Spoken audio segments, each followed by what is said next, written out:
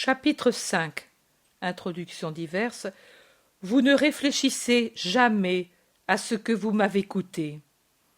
Jésus dit: Désormais tu as pris connaissance de toutes les douleurs qui ont précédé ma passion proprement dite. Maintenant, je vais te faire connaître les douleurs de ma passion en actes. Ces douleurs qui frappent davantage votre esprit quand vous les méditez.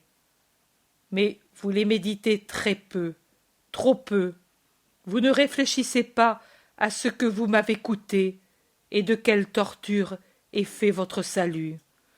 Vous qui vous plaignez d'une écorchure, d'un coup contre un coin, d'un mal de tête, vous ne réfléchissez pas que moi, je n'étais qu'une plaie, que ces plaies étaient envenimées par beaucoup de choses, que les choses elles-mêmes servaient à tourmenter leur Créateur parce qu'elles torturaient le Dieu Fils déjà torturé, sans respect pour celui qui, Père de la création, les avait formées.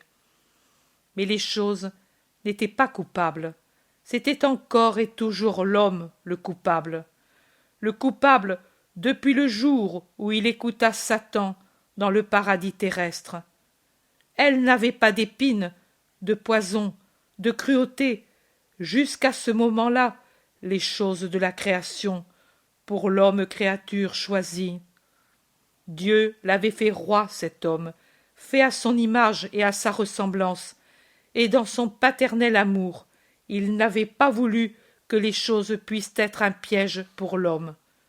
Satan mit le piège dans le cœur de l'homme pour commencer, puis il produisit pour l'homme, avec la punition du péché, des ronces et des épines. Et voici que moi, l'homme, j'ai dû souffrir aussi pour les choses et par les choses en plus que par les personnes. Ces dernières m'ont donné insulte et sévices. Les choses en furent les armes. La main que Dieu avait faite pour l'homme, pour le distinguer des brutes, la main dont Dieu avait enseigné l'usage à l'homme, la main que Dieu avait mise en rapport avec l'esprit, en lui donnant le pouvoir d'exécuter les commandements de l'esprit, cette partie de vous si parfaite, et qui n'aurait dû avoir que des caresses pour le Fils de Dieu, dont elle n'avait eu que des caresses et la guérison si elle était malade, se révolta contre le Fils de Dieu, et elle le frappa de soufflets, de coups de poing. Elle s'arma de fouet, se fit tenaille pour arracher les cheveux et la barbe, et marteau pour enfoncer les clous.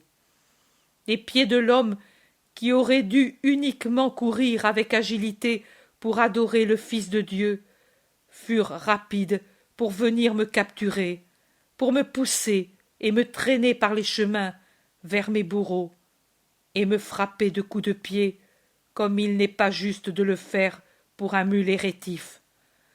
La bouche de l'homme, qui aurait dû user de la parole qui n'a été donnée qu'à l'homme de tous les animaux créés, pour louer et bénir le Fils de Dieu, s'emplit de blasphèmes et de mensonges, et les lança, en même temps que sa bave, contre ma personne.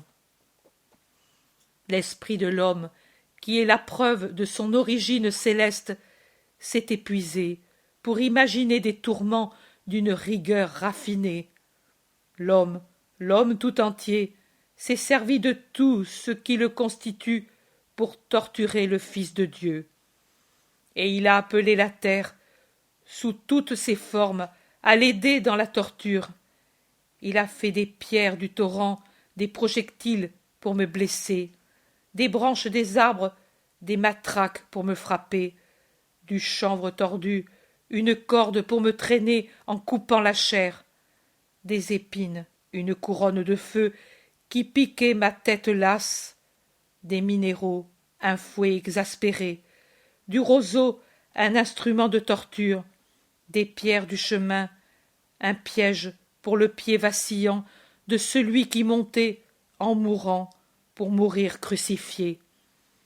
Et aux choses de la terre se joignaient les choses du ciel, le froid de l'aube pour mon corps déjà épuisé par l'agonie du jardin, le vent qui exaspère les blessures, le soleil qui augmente la brûlure et la fièvre, et amène les mouches et la poussière, qui éblouit les yeux fatigués que les mains prisonnières ne peuvent protéger.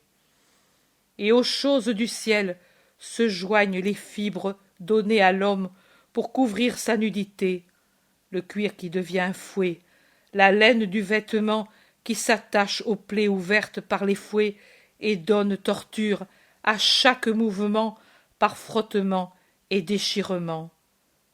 Tout, tout, tout a servi pour tourmenter le Fils de Dieu, lui par qui toutes les choses ont été créées, à l'heure où il était l'hostie offerte à Dieu, eut contre lui toutes les choses devenues hostiles.